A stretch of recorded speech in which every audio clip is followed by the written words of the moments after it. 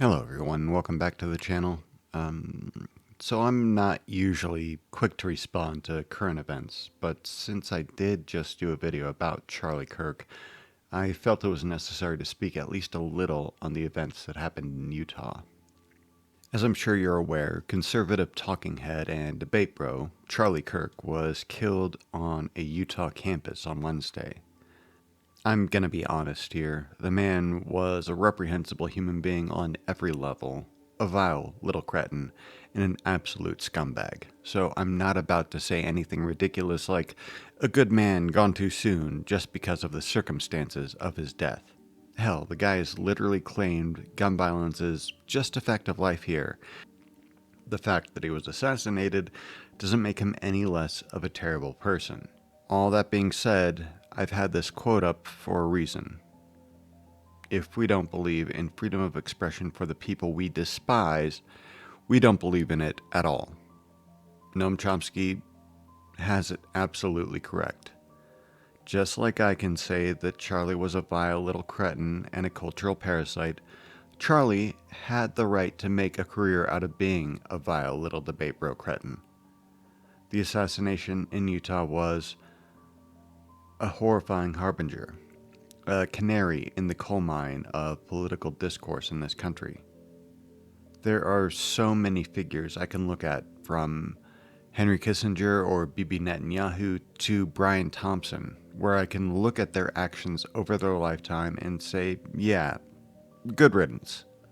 Charlie's a different story, because he's not out there ruining lives through his actions. He's not cutting people off from life-saving healthcare or bombing foreign nations.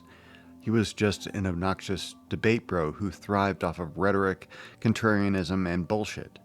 Granted, his role in TPUSA was large, and he gave talking points and a rhetorical framework to countless young conservatives, which did have a massive implication on the last 3 elections, including getting Trump in both times. But that's exactly the point of free speech. Charlie should have been annoyed by antagonizing protests and people calling him a cretin, not dealing with literal bullets. There are so many people out there actively doing so much terrible shit to the public at large. RFK making America unhealthy again. Stephen Miller running an American Gestapo. Pete Hegseth and J.D. Vance going full force and proudly and openly killing suspected drug traffickers in international waters with zero due process, and announcing it like it's some sort of a win. It's like America is getting actively attacked by a hornet's nest, and this assassin decided to eliminate the one annoying mosquito because it was buzzing too loudly. There's a lot of conversation in the wake of this about the morality of political violence. So I'm not really here to talk about the morality of political violence in this particular video. There's plenty of places to have that conversation elsewhere, and it's a valuable conversation to have. Right now, I'm much more interested in looking at the consequences of political violence, particularly in the pressure cooker of America in 2025. With this event, the cork has been popped, and there's no going back now. Sadly, the consequences are going to be massive. Edward Corsetine was supposedly attacked by a gang of dangerous youths in DC, and it led to military force having boots on the ground on US soil. ICE got their britches soaked because of protesters in LA, and the Marines got deployed. Now we have an actual assassination of a debate bro that helped get Trump into office. One of the most prominent of those types of people in the public at large. What do you think the response to this is going to be? Just how much force is that orange narcissist going to push back with after one of his favorite sycophants had this happen to them? It's going to get bad. One can think of it like an illegal arrest. If you deal with a group of corrupt cops who beat you, humiliate you, arrest you, all on trumped-up charges after doing nothing wrong, do you start throwing fists with the cops there on the street? Or worse yet, pull out a gun and end ending the lives of one of them? If that happens, then no matter what or how unlawful or unjust the original arrest was, you're now giving up your own life to stand on principle at that point.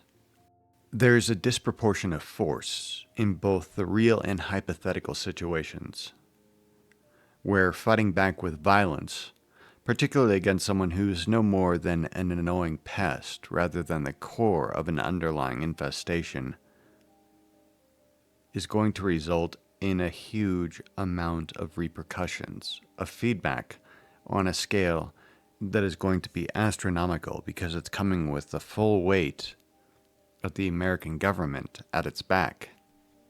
You can't stand up to a force as powerful as what the American government has at its disposal, no matter how well armed you think you are. Like I said, there's just a disproportionality of force between the two, where no matter how hard you swing, the swing that's going to hit you back is going to be exponentially more damaging to you than you could possibly be to them. Which is why utilizing political violence as a tool in this environment is so incredibly dangerous. The fact is that there's going to be retaliation for this incident. Retaliation by the people currently holding all of the power. People who will use any incident that they can to justify taking more power away from the people and putting it into the hands of a group dead set on turning America into an autocracy. They have already been laying the groundwork for this since coming back into power at the beginning of this year. Everything from Stephen Miller calling the liberals a terrorist organization to the DOJ looking into taking away Second Amendment rights for trans people. And this incident has thrown kerosene onto that particular dumpster fire. Honestly, I've both feared and anticipated since his re-election that Trump would find an excuse to declare martial law and suspend democratic elections before either 2026 or 2028. And an incident like this is exactly the kind of catalyst that he would love to utilize to attempt exactly that. I doubt that's what's immediately coming next. But if this is the start of an escalation of conflict, of tit for tat between the public at large and this administration, we may end up looking back on this event as the catalyst for something that has ended up abolishing American democracy as we know it. Of course, with that, only time will tell, but I'm genuinely pensive and anxious about what's going to happen next. And again, out of all the terrible people doing so many horrible things to this country right now, this is the guy that ends up dead. The one asshole who I would stand up personally to defend, to protect his right to express his douchey and terrible opinions free from threats of violence. Because as obnoxious and abhorrent as I find his viewpoints to be, I also value our Constitution, our Bill of Rights, and the right to free speech and free expression. And that only matters if you're willing to defend it for the people that you despise the most.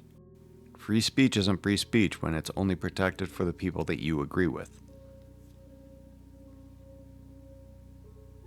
Because that's the point of the First Amendment.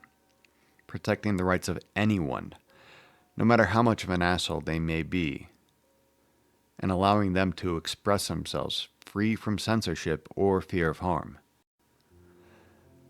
And now, his death, this douchebag's demise, may be the catalyst for much of the Constitution and the Bill of Rights to just go up in smoke over the next few years. So yeah, I just had to get out here and say this while the shit has freshly flown off the fan. Let me know your own thoughts in the comments below. Please contradict me and tell me how wrong I am, because I would love to hear it. It would be nice and reassuring on so many levels. But other than that, take care, now more than ever, and try to stay safe out there, truly.